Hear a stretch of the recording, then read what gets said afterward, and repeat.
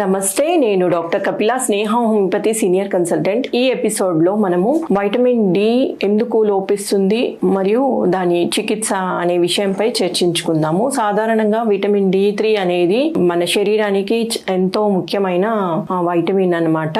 అది అన్ని ఇన్ఫెక్షన్స్ రాకుండా కాపాడుతుంది. మన సెల్యులర్ ఫంక్షనింగ్ కి, మన మెటబాలిక్, కాల్షియం, ఎముకలని స్ట్రెంథెన్ అప్ చేయడంతో పాటు మెదడు ఎదుగుదలకి కూడా పనిచేస్తుంటుంది.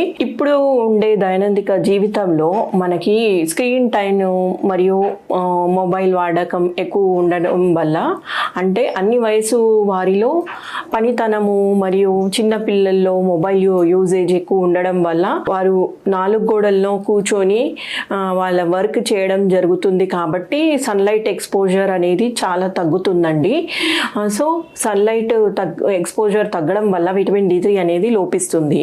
మరి కొందరిలో ఎక్కువ సన్ స్క్రీన్ లోషన్ వాడడం వల్ల, సన్ ప్రొటెక్షన్స్ ఎక్కువ తీసుకోవడం వల్ల వైటమిన్ డి3 అనేది స్కిన్కి ఇంకకుండా ఉంటుందండి.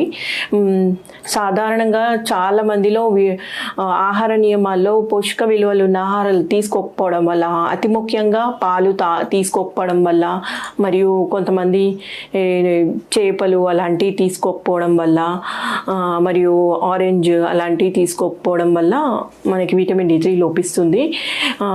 మిడిల్ ఏజ్ వారిలో వయసు మీరుతున్న కొద్దీ విటమిన్ డి3 అబ్జర్ప్షన్ తగ్గిపోతుంది కాబట్టి అలా లోపిస్తుంటుంది. కొంతమందిలో జీర్ణకోశాల్లో సమస్యలు ఉండడం వల్ల, అంటే మాల్ అబ్జర్ప్షన్ సిండ్రోమ్ అంటారు దీన్ని, అది సీలియాక్ డిసీజ్ వల్ల లేదా క్రాన్స్ డిసీజ్ వల్ల అయి ఉండొచ్చు.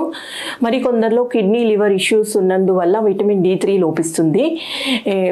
కొంతమందికి చిన్న వాటికి మందులు వాడకం అనేది ఎక్కువ ఉంటుందండి.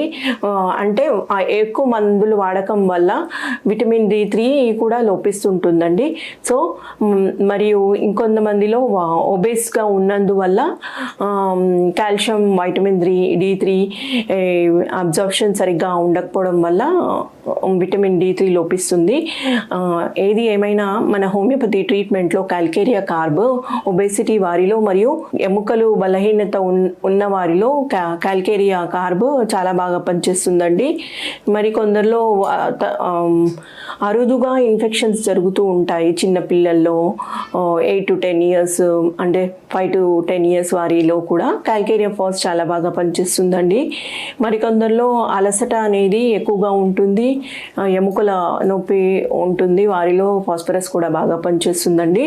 మరి కొందరిలో ఎముకల బలహీనతతో పాటు క్రానిక్ విటమిన్ డి3 డెఫిషియన్సీ ఉంటుందండి, వారిలో సిలికా చాలా బాగా పనిచేస్తుందండి.